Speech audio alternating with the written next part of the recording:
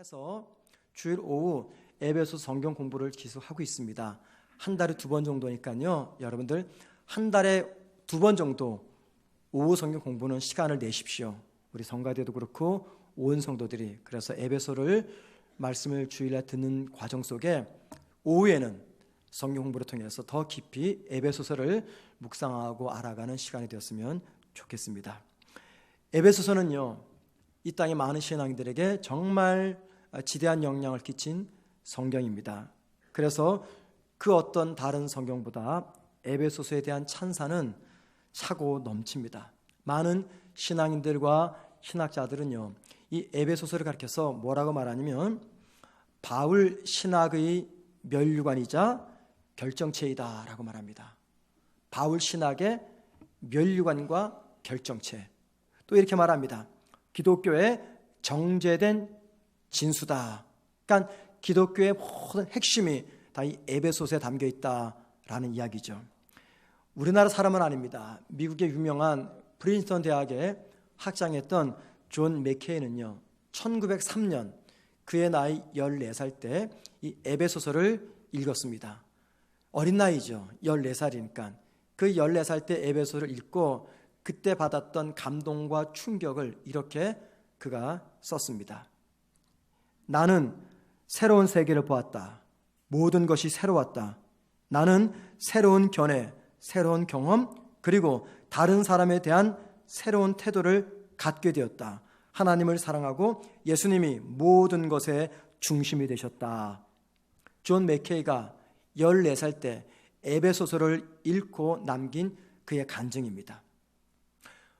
우리가 잘 아는 고 오카는 목사님은 에베소서를 가리켜서 이렇게 말합니다. 에베소서는 성도의 은행이다. 또는 에베소서는 성도의 보물창고다. 그리고 에베소서는 성경의 금고이다. 이런 표현을 했어요.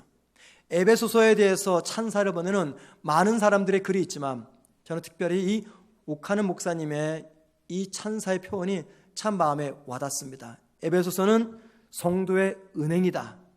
에베소서는 성도의 보물창고다.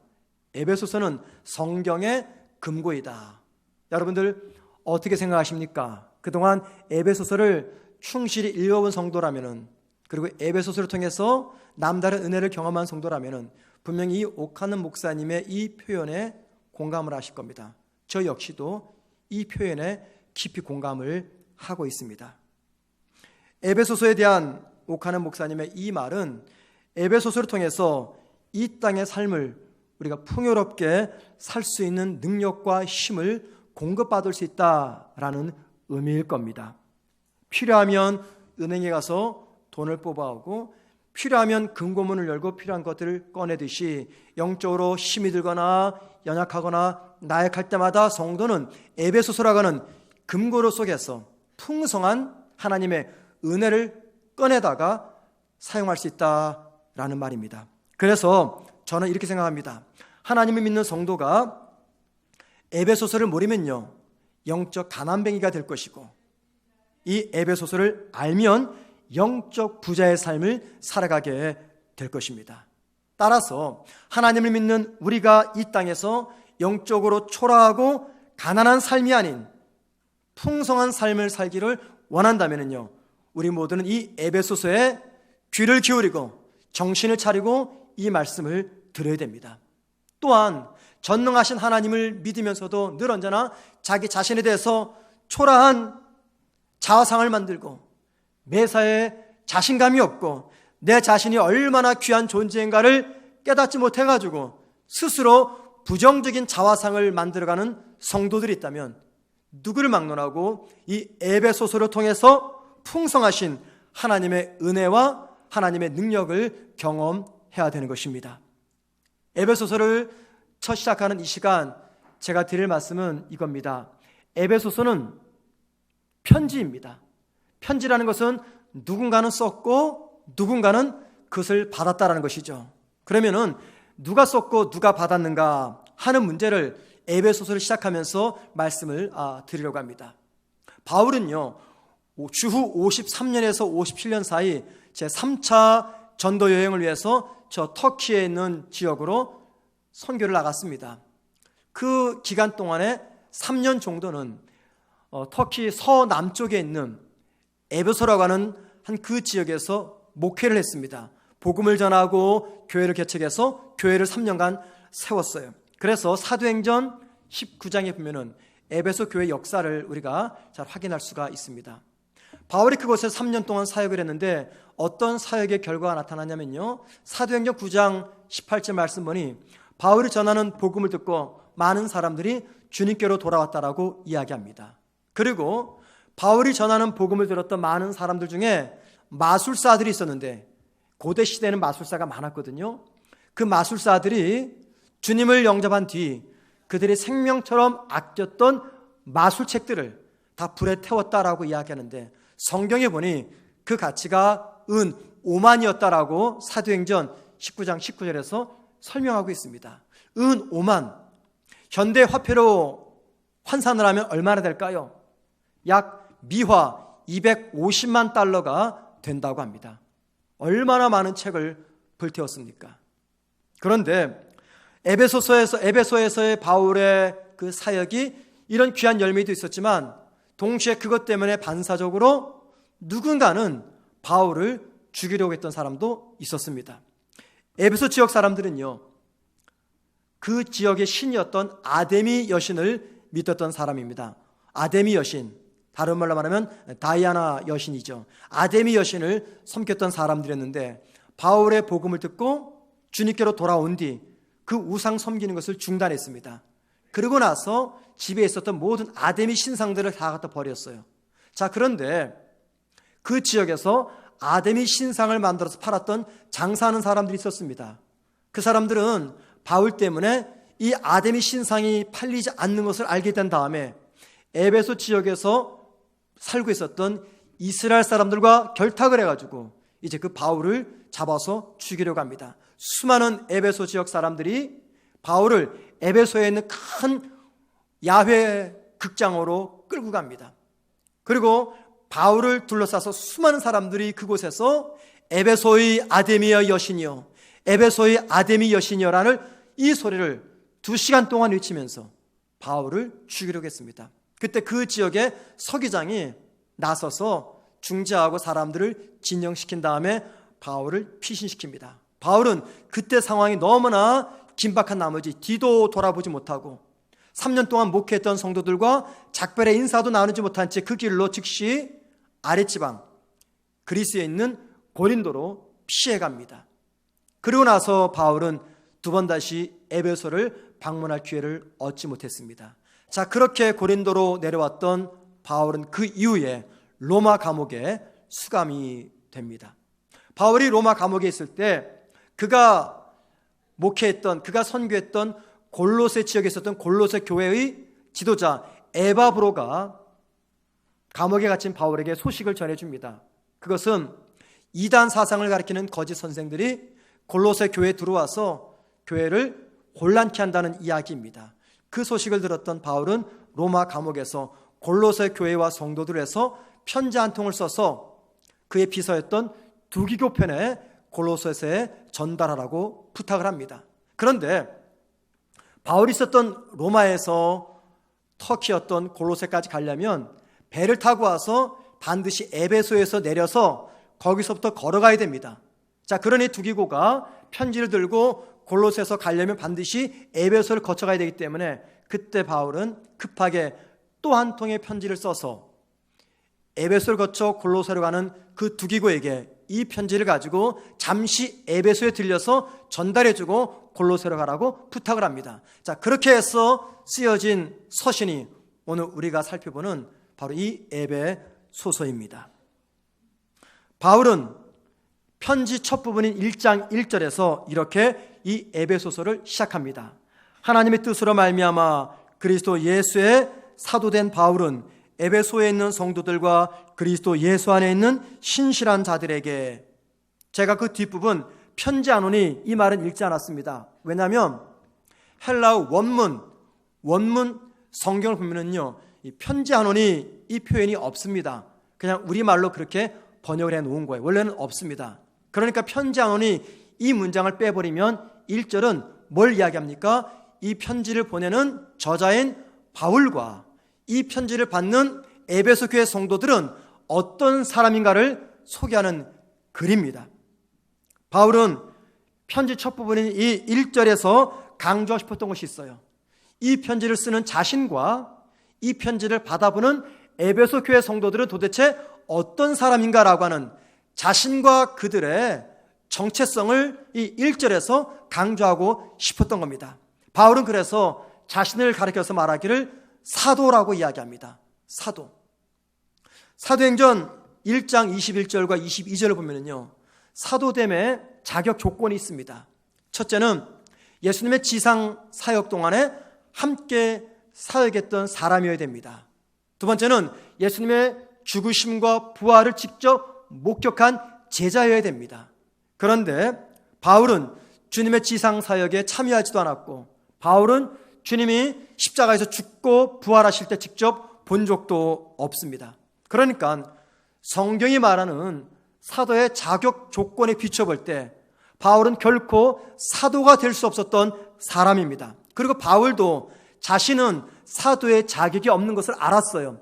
그래서 오늘 본문 1절에서는 그가 사도가 된 것을 가리켜서 하나님의 뜻으로 말미암아라고 이야기합니다. 내가 사도됨의 자격이 있어서 사도가 된 것이 아니라 내가 사도가 된 것은 자격이 없는 나를 하나님의 뜻에 의해서 사도로 인정해 주었다라고 말합니다. 그리고 고린도전서 15장 10절에 보면은 사도 자격이 없었던 자기가 사도가 된 것은 전적인 하나님의 은혜였다라고 소개합니다. 바울은 그러니까 하나님의 뜻과 은혜에 따라서 사도라고 말씀하고 있는 것입니다. 두 번째, 바울은 자신을 사도라고 이야기하면서 그 앞에 어떤 표현을 씁니까? 예수의 사도라고 말합니다. 예수의 사도. 이 말은 자신에 대한 소유권이 자기에게 있지 않고 주님께 있다는 것을 고백하는 표현입니다. 그러니까 즉 자기는 예수의 것, 혹은 예수님의 소유, 혹은 예수님께 속한 인생이다라는 것을 이야기합니다. 사도이면서 동시에 예수님의 것이라는 것이 바울이 자기가 스스로 내린 자기의 정체성이었습니다. 자, 그렇게 자기를 소개한 다음에 바울은 이번에는 그 편지를 받아보고 있는 에베소 교회 성도들은 어떤 사람인가를 소개합니다. 첫째, 이렇게 말합니다. 에베소에 있는 성도라고 말합니다. 성도가 어떤 뜻입니까? 하나님께 부름받은 하나님의 거룩한 백성이라는 뜻입니다. 하나님께 부름받은 하나님의 거룩한 백성. 자, 그런데 그 성도 앞에 뭐가 있어요? 에베소라는 지역 이름이 기록되어 있습니다. 이 말이 무슨 말입니까? 여러분은 지금 에베소라고 하는 특정 지역에 속해 있지만, 그러나 여러분들은 하나님께 속한 거룩한 사람들입니다. 그 뜻입니다. 비록 이 땅에 속해 있으나 여러분들은 하나님께 속한 사람들입니다 라고 하는 것이 에베소 교회의 정체성이었습니다. 두 번째 이렇게 말합니다. 바울은 그들을 가리켜서 신실한 자라고 말합니다. 신실한 자란 믿을 만한 사람 혹은 신뢰할 만한 사람이 아니라 믿는 자들이란 뜻입니다. 믿는 자들. 세 번째 이렇게 말합니다. 그리스도 안에 있는 자들 혹은 그리스도 예수 안에 있는 자들. 바울이 편지를 쓸 때마다 가장 즐겨 사용했던 표현이 있는데 바로 그 중에 하나가 그리스도 안에라는 뜻입니다. 그리스도 안에 혹은 예수 안에. 바울이 그리스도 안에라는 표현을 쓸 때 어떤 의미일까요? 예수님과 연합한 상태. 이 예수님과 연합하다 그 말은 예수님과 함께 내가 죄에 대해서 죽고 십자가에서 예수님과 함께 내가 죽음에서 부활했다라는 것을 의미하는 예수님과의 연합 상태를 이야기할 때는 언제나 바울은 그리스도 안에서라는 표현을 썼습니다. 그러니까는 그리스도 안에 그 말은 무슨 말이냐면 예수님께 속한 상태 그런 뜻입니다. 이렇게 바울은 자신의 정체성과 에베소 교회의 정체성을 이야기합니다. 자, 1절에서 이 이야기를 쓰고 있는 바울의 의도는 무엇일까요? 무엇을 강조하기 위해서 이 1절을 쓰고 있는 것입니까? 다른 게 아니라 예수 안에서 새롭게 변화된 그들의 정체성을 바울은 알리고 싶었습니다. 바울은 예수가 아니면 교회와 성도들을 박해하는 땅에 속한 사람이었습니다. 에베소 교회 사람들은요, 예수님이 아니면 아데미 여신을 섬기는 땅에 속한 사람이었습니다. 그런데 이들 모두가 다 주님을 만난 다음에 새로운 정체성을 갖게 되었습니다. 편지를 보내는 바울은 박해자에서 사도가 되었습니다. 편지를 받는 에베소 교인들은 우상 숭배자에서 하나님께 속한 하나님 사람이 되었습니다. 발신자나 수신자 모두 땅에 있으나 하늘에 속한 자가 되었음을 바울은 1절에서 말씀하고 있습니다. 바울이 1절에서 강조하고 싶었던 것은 바울과 에베소 교회 성도들 모두가 다 땅에 있으나 하늘에 속한 사람이 되었다라는 이 새로운 그들의 정체성을 강조하고 싶었던 겁니다. 그리고 더 나아가 이 말씀을 대하는 저와 여러분에게 무엇을 알려주고 있습니까? 저와 여러분은 비록 이 땅에 있으나 우리는 하늘에 속한 사람이라는 것입니다. 저와 여러분은 세상에 속해 있으나 우리는 그리스도께 속한 인생임을 바울은 1절에서 저와 여러분에게 알려주고 있습니다. 이렇게 바울은 자신과 에베소 교인들의 새로운 정체성을 언급한 다음에 두 가지를 강조합니다. 그 첫째는 땅에 있으나 하늘에 속한 사람으로서 이제 우리가 이 땅에서 어떻게 살아야 되는가, 무엇을 이루며 살아야 되는가, 이것을 이야기하고요. 두 번째, 땅에 있으나 하늘에 속한 사람이 이 땅에서 살아갈 때 무엇이 필요한가 라는 이 두 가지를 바울은 강조하고 있습니다. 첫째, 땅에 있으나 하늘에 속한 사람들이 이 땅을 살면서 감당해야 될 삶의 목표가 무엇인가? 그건 다름 아닌 하나님의 뜻을 위하는 삶이라는 것입니다. 하나님의 뜻을 위하는 삶. 땅에 속한 사람들의 특징이 무엇입니까? 땅의 것만을 구합니다. 생각과 마음을 땅에 둔 사람은요, 땅의 것이 생명입니다. 그러다 보니 땅에 속한 사람들은 그 누구보다 더 많이 땅의 것을 악착같이 취하려고 노력합니다. 하지만 하늘에 속한 성도는 다릅니다. 하늘에 속한 성도는요, 제일 먼저 하나님의 뜻을 구하며 그 뜻을 따라 살려갑니다. 1절에서 바울은 땅의 사람이었던 자신이 하늘에 속한 사람이 될 수 있었던 이유는 다름 아닌 하나님의 뜻으로 말미암아라고 1장 1절 첫 부분에서 말씀하고 있습니다. 하나님의 뜻으로 말미암아.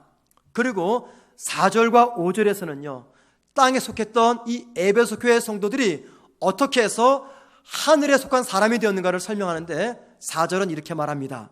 곧 창세전에 그리스도 안에서 우리를 택하사 우리로 사랑 안에서 그 앞에 거룩하고 흠이 없게 하시려고. 여기 보니 그리스도 안에서 우리를 택하사라고 말합니다. 바울이 말하는 우리는 누구를 말할까요? 1차적인 대상은 자신과 에베소 교회 성도들입니다. 하나님은 그리스도 안에서 이들을 땅의 사람이지만 하늘의 사람으로 부르기 위해서 그들을 선택하셨다라고 말합니다. 5절은 또 이렇게 말합니다. 그 기쁘신 뜻대로 우리를 예정하사 예수 그리스도로 말미암아 자기의 아들이 되게 하셨으니. 우리를 예정하사, 역시 바울과 에베소 교회 성도들을 이야기하죠. 하나님께서 그들을 하늘에 속한 사람으로 만들기 위해서 그리스도 안에서 오래전에 예정하셨다라고 말씀하고 있습니다. 여러분 보세요.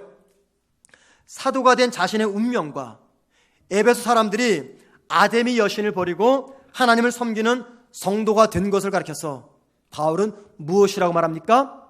하나님의 뜻, 하나님의 예정, 하나님의 선택이라고 이야기합니다. 그러니까는 이런 이야기죠. 저와 여러분이 하나님의 사람이 돼서 땅에 있으나 하늘에 속한 사람이 된 것은 바로 하나님의 뜻, 하나님의 선택, 하나님의 예정하심이다라고 말씀하고 있습니다. 그러면 여러분 보세요. 하나님의 계획과 뜻에 의해서 하늘에 속한 사람이 되었다면 이제 그 사람은 이 땅에서 어떻게 살아야 되는가? 답은 분명하지 않습니까? 땅에 있으나 하나님의 뜻에 의해서 하늘에 속한 사람이 된 저와 여러분이 어떻게 살아야 됩니까? 어떻게 살아야 됩니까? 이 땅에서 이 땅에서 하나님의 뜻을 그리고 하나님의 계획을 위하는 삶을 살아야 된다는 것입니다. 왜요? 저와 여러분이 하나님의 뜻에 의해서 하늘에 속한 사람이 되었기 때문입니다. 하늘의 뜻, 하나님의 뜻을 이루는 이 삶은요, 바울뿐 아니라 예수를 믿어 하늘에 속한 사람이 되었다면 우리 모두가 품고 평생 살아가야 될 삶의 가장 중요한 목적이 되는 겁니다. 그래서 우리는 매 순간 내 삶을 보면서 습관적으로 묻고 또 물어야 됩니다.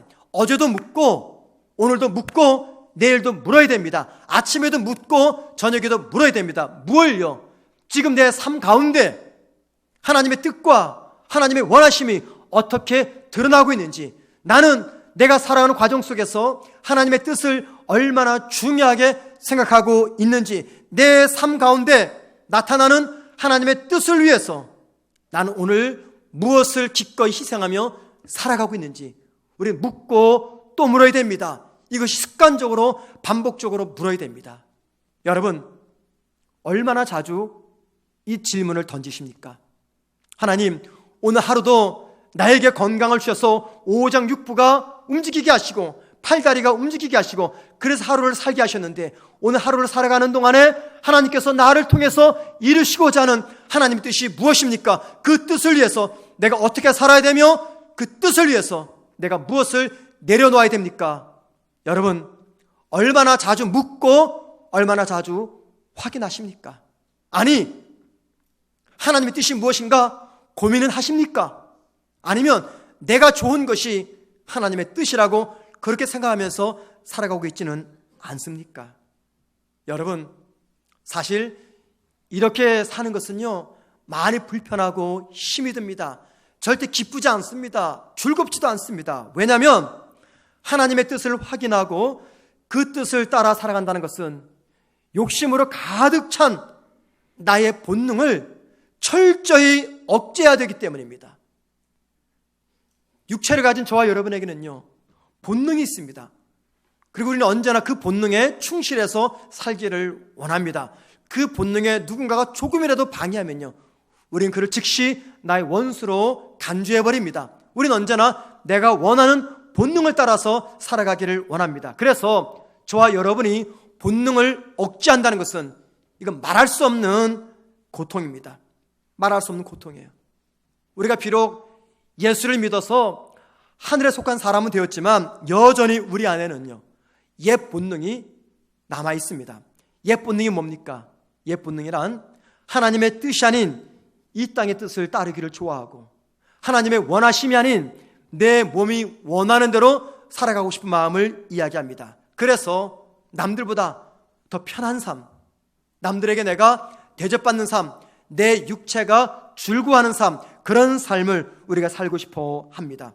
그래서 우리가 하나님의 뜻을 위해서 살려고 할 때 반드시 거기에는요, 우리의 본능과 하나님의 뜻 사이에 충돌이 일어납니다. 충돌. 그 충돌은 다름이 아니라 가치의 충돌입니다. 하나님 나라의 가치와 이 땅의 가치가 충돌이 되는 것이죠. 그 가치 충돌에서 이 땅의 가치를 포기하고 하늘나라의 가치를 내가 선택한다는 것은 이건 그리 말처럼 쉽지가 않습니다. 어렵습니다. 힘듭니다. 그러나 힘들고 어려워도 우리가 하나님의 뜻을 묻고 확인하는 이유, 그리고 우리가 하나님의 나라 가치를 구해야 하는 이유는요, 저와 여러분이 하나님의 뜻에 의해서 이 땅에 있으나 하늘에 속한 하나님의 사람이 되었기 때문입니다.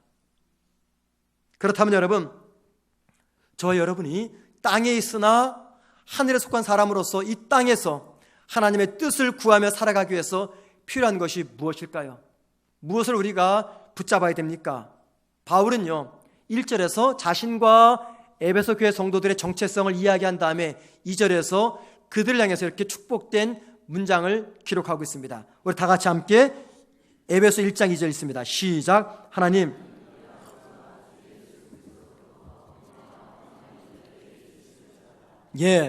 바울은요, 에베소 교인들을 위해서 축복할 때 제일 먼저 뭘 빌었습니까? 은혜를 빌었습니다. 은혜가 너희에게 있을지어다. 왜 여러분 바울은 에베소 교인들에게 하나님의 은혜가 함께 임하기를 위해서 기도했을까요? 하나님의 은혜란 무엇입니까? 땅에 있으나 하늘에 속한 성도가 이 땅에서 하나님의 뜻을 이루며 하나님 나라 가치를 구하며 살도록 도와주는 힘이 되기 때문입니다. 하나님의 은혜란 저와 여러분이 이 땅에서 하늘에 속한 사람답게 살도록 도와주는 힘의 원천입니다. 그래서 성도의 삶의 환경이 어떠하든지 하나님의 은혜가 함께하지 않으면요, 언제나 허전함과 불안함 속에서 하늘에 속한 자답게 살지 못합니다. 그러나 반대로 하나님의 은혜가 내게 주어지면 내 삶의 환경이 어떠하든지 나의 모습이 어떠하든지 관계없이 우리 그 속에서 참된 평안을 누리면서 하나님 나라 가치를 이루면서 살아갑니다. 그래서 바울이 여기 2절에서 은혜가 있을지어다라고만 기도하지 않았습니다. 뭐라고 기도합니까? 에베소 교회를 축복할 때 은혜와 평강이 너희에게 있을지어다, 은혜와 평강이 너희에게 있을지어다 라고 축복하는 이유는요, 은혜가 주어지면, 하나님의 은혜가 나에게 주어지면 평강은 자연스럽게 따라오는 것이기 때문입니다. 이 말은요, 은혜가 없으면 내 안에는 결코 참 만족, 참 기쁨, 참 평강은 주어지지 않습니다. 내가 땅에 있으나 하늘에 속한 사람인지 점검할 수 있고, 내가 하나님의 은혜를 구하면서 그 은혜의 원리대로 살아가고 있는지를 점검할 수 있는 가장 중요하고 좋은 기준은 다름 아닌 내 안에 평안이 있는가라는 것입니다. 여러분 안에 평안이 있습니까? 자녀가 잘 되고 승진이 되고 봉급이 오르고 생각지 않았던 돈이 들어오고 아파트가 시세가 팍팍 올라가고 그래서 주어지는 평안이 아니라, 그런 것이 없어도, 아니 더 열악해도 더 힘들어도 그럼에도 불구하고 나에게 주어지는 평안이 있습니까? 여러분, 나에게 그런 평안이 없다면 나는 지금 하나님으로부터 풍성한 은혜를 공급받지 않고 있다는 것을 생각하시면 됩니다. 왜냐하면 주의 은혜가 있으면 세상의 삶의 환경과 관계없이 내 안에는 자연스럽게 평강이 흘러넘칩니다. 그래서 이 본문을 설교했던 영국의 유명한 설교자가 있습니다. 마틴 로이드 존스 목사는 이 본문을 설교하면서 이런 얘기를 했어요. 은혜는 우리 믿음의 시작이며 평강은 우리 믿음의 마지막이다. 여러분, 믿음은, 은혜는요, 믿음의 시작입니다. 하지만 평강은 믿음의 마지막입니다. 이 말은 하나님의 은혜가 임하면 그 결과 평강이 찾아온다, 그 말입니다. 여러분, 성도에게 도대체 은혜란 무엇일까요? 은혜 이야기하는데 은혜가 무엇입니까? 저는요, 은혜를 이렇게 생각합니다. 은혜란 성도의 삶의 셈이며 원천이며 근원이다 라고 생각을 합니다. 은혜는요, 성도의 삶의 샘물입니다. 샘물. 은혜는 성도의 삶의 원천입니다.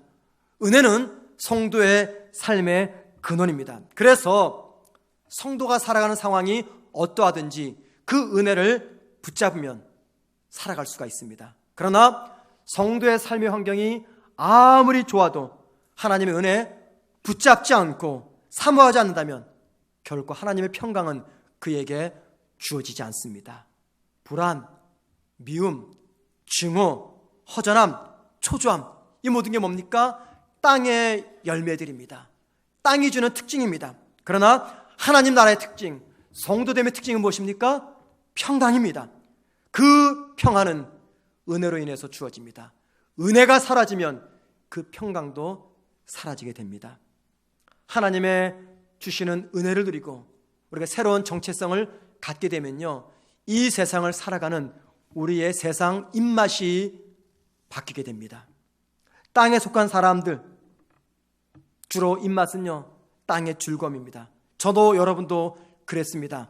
땅에 속한 사람이었을 때 이 세상 사는 우리의 입맛은 언제나 땅의 것을 좋아하는 입맛이었습니다. 여러분, 그렇지 않습니까? 저와 여러분이 주님 만나기 전에 우리에게 행복이 뭐였습니까? 우리의 기쁨이 무엇이었습니까? 땅의 것을 더 많이 얻고 갖는 것, 그게 기쁨이었고 그게 즐거움이었습니다. 그런데 새로운 신앙의 정체성을 갖게 되면 우리의 세상 사는 입맛이 바뀌게 됩니다. 이 말은요, 그리스도 밖에서 입맛과 그리스도 안에서 입맛이 달라지는 것입니다. 내가 그리스도 안에 있다고 말하면서도 여전히 그리스도 밖의 입맛을 더 좋아하면요, 죄송한 말씀이지만 주님의 은혜는 받았어도 그런 지금 하나님의 은혜를 풍성히 누리지 못하고 있는 것입니다. 그리스도 밖의 입맛을 좋아하면서 나는 그리스도 안에 있습니다라고 말하는 것은요, 내 믿음에 심각한 위기가 찾아온 것입니다. 제가 이렇게 말씀드리는 이유가 있습니다. 제 말이 아니라 성경의 이야기입니다. 히브리서 11장 24절과 27절 말씀 보시겠습니다.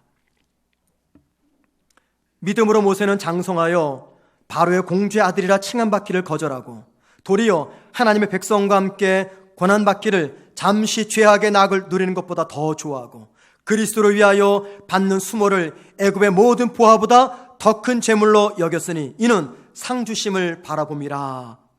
이 말이 무슨 말입니까?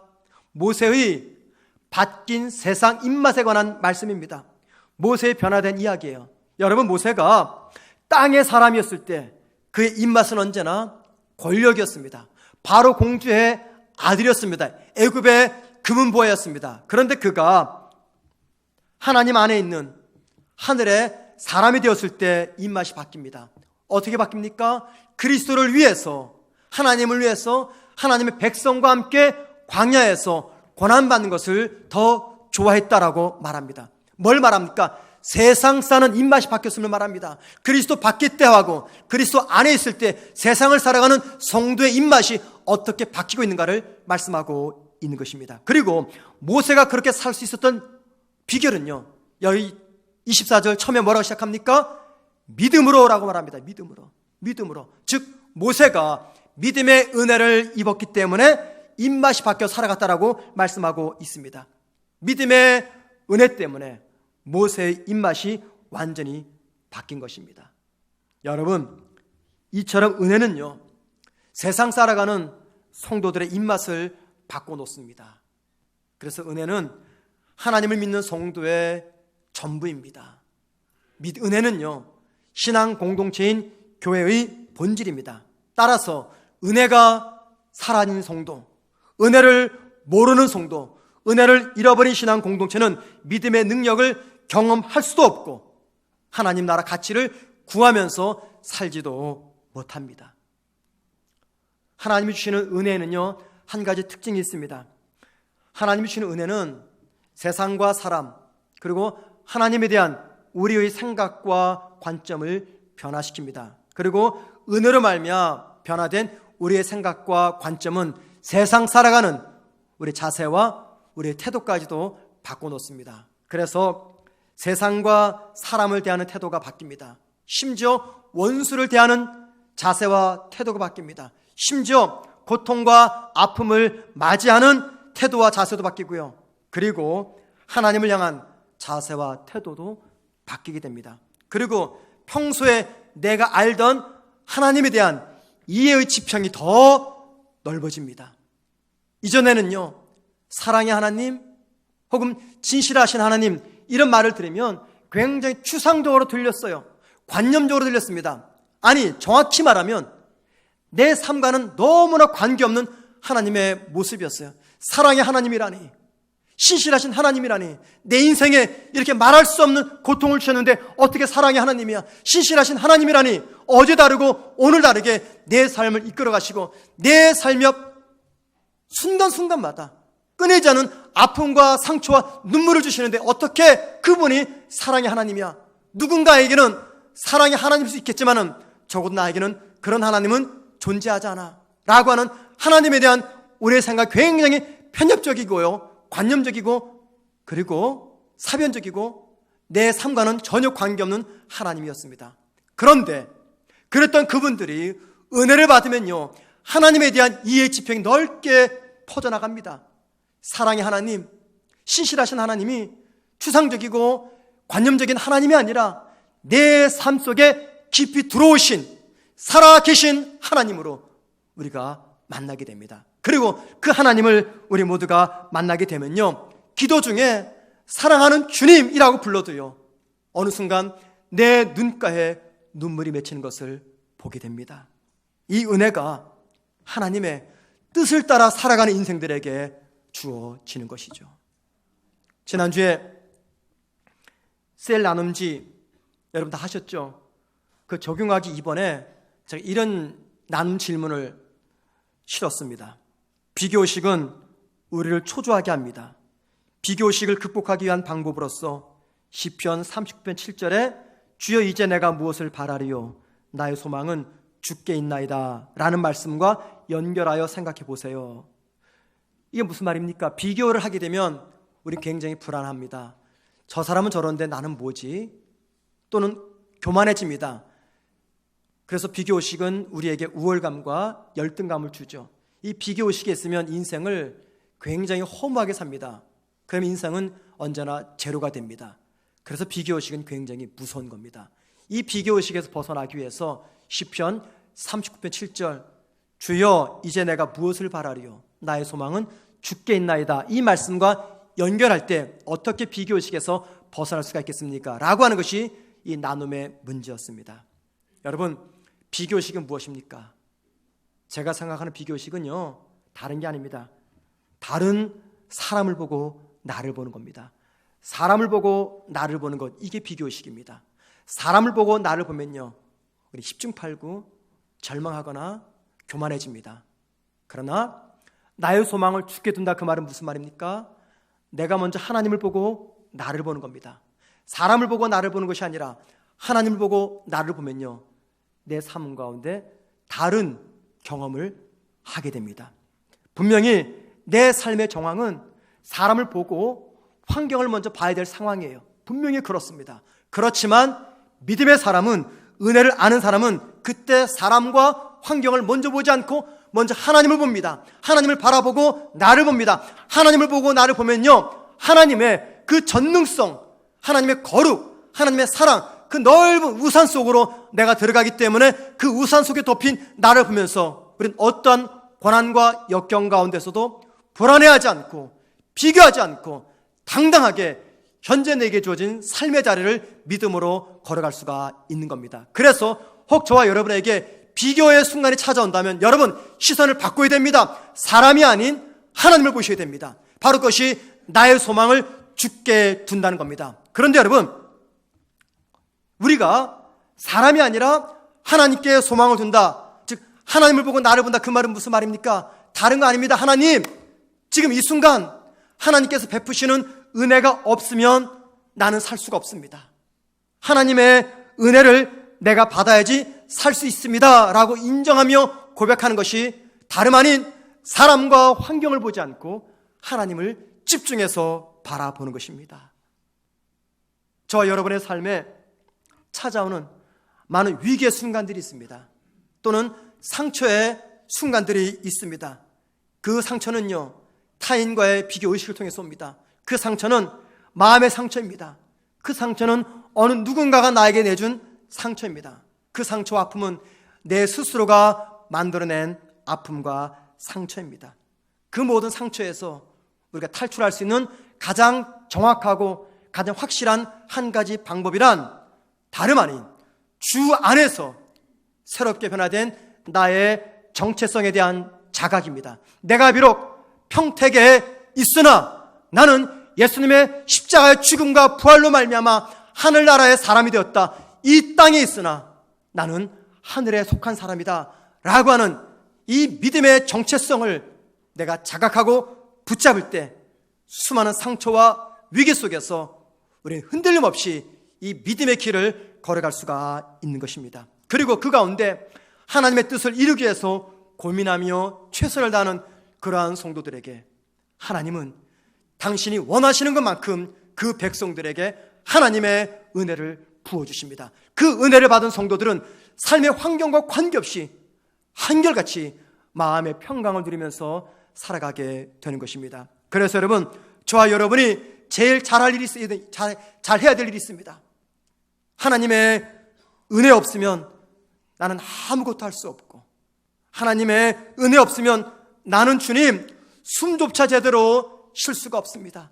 하나님의 은혜 없으면 난 단 한순간도 살 수 없는 너무너무 연약한 인생이니 나를 불쌍히 보셔서 나에게 오늘도 살아낼 수 있는 은혜를 주옵소서라고 은혜를 구할 때 은혜 받은 사람이 이 땅에 있으나 하늘에 속한 사람으로서 하나님의 뜻을 이 땅에서 이루며 살아가게 됩니다. 여러분, 이 안에 있는 우리들이나 저 바깥에 있는 세상 사람들이나 똑같습니다. 하루 세끼 먹는 것, 입는 것, 마시는 것, 의식주 문제 가지고 고민하며 걱정합니다. 똑같이 일터에서 남들보다 조금만 더 많은 돈을 벌기 위해서 힘쓰고 애쓰고요. 누군가가 나를 무시하면 똑같이 분노하며 분기탱천해서 그를 향해서 공격합니다. 똑같이 직장에서 일하고 상처받고 고생합니다. 똑같이 가정에서 자녀들 키우고 자녀 양육 때문에 눈물 쏟고 한숨 씻고 자녀 때문에 울기도 하고 웃기도 합니다. 배우자 때문에, 가족 때문에 상처받고 사업이 안 돼서 혹은 사람들 때문에 내가 무시당하고 상처받아서 세상 사람이나 우리가 똑같습니다. 여러분, 똑같아요. 왜 똑같습니까? 그들이나 우리나 지금 땅에 있기 때문입니다. 그런데 그들과 다른 것이 있잖아요. 우리에게는 비록 땅에 있으나 우리는 하늘에 속한 사람들입니다. 누가 뭐래도 저와 여러분은 땅에 있으나 하늘에 속한 하나님의 사람들입니다. 땅에 있으나 하늘에 속한 사람으로는 이 분명한 믿음의 정체성을 붙잡고 내 삶의 환경이 어떠하든지 나를 하나님의 계획과 뜻에 의해서 불러주신 그 하나님의 내 인생을 향하신 신실하심을 붙잡고 땅에 있으나 하늘에 속한 사람처럼 믿음으로 살아가는 우리 모두가 되기를 주님의 이름으로 축원을 드립니다.